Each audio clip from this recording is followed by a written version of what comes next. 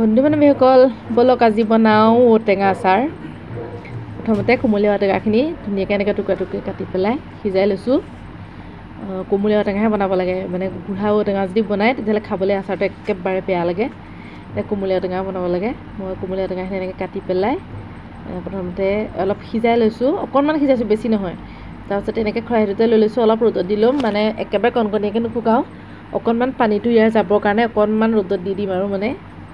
তাৰপিছত ঔটেঙাখিনিৰ পৰা পানীটো অকণমান শুকোৱা যেন দেখি লৈ আহিলোঁ, আহি কেৰাহীত দি দিলোঁ তেল। তাৰপিছত তেলতে দি পেলাই ঔটেঙাখিনি অকণ ভাজি ল'লোঁ। অকণমান ভজাৰ পাছতে তাতে মই কাশ্মীৰ ৰেড চিলি পাউডাৰ, লগতে ৰেড চিলি আৰু লগতে ইয়াত দি দিছোঁ অকণমান মছলা দি পেলাই, লগতে নিমখো দি দিছোঁ। দি পেলাই ইয়াত ধুনীয়াকৈ লৰাই ল'ম, মানে মই জিৰা গুড়ি অকণমান দি ল'লোঁ। তাৰপিছত দি পেলাই ইয়াত ধুনীয়াকৈ লৰাই ল'লোঁ। চাওকচোন কিমান ধুনীয়া হৈছে ৰংটো।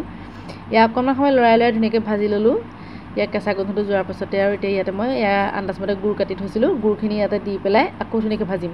আপোনালোকে যিমানখিনি ঔটেঙা ল'ব সিমানখিনি আন্দাজমতে আৰু নিজে আন্দাজ কৰি গুড়টো দিলেই হ'ল। তাৰপিছত গুড়খিনি যেতিয়া সম্পূৰ্ণ গলি গ'ল, ইয়াতে এতিয়া মই মছলা গুড়ি কৰি থৈছিলোঁ সেয়া দিলোঁ। মছলা কি দিওঁ আপোনালোকে জানে আৰু, মই সদায় একেখিনি মছলাই দিওঁ আচাৰত।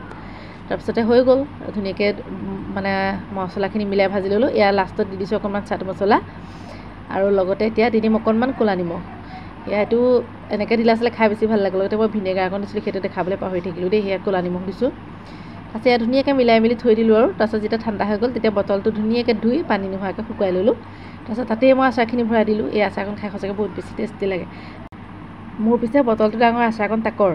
মানে কথাটো কি হৈছে, ঔটেঙা আছিলে যদি মই বিভিন্ন ৰেচিপি বনাই আছোঁ, সেই ৰেচিপিখিনি আপোনালোকলৈ মই আগবঢ়াই দিম। আকৌ পিছত সৰহকৈ বনাম বাৰু।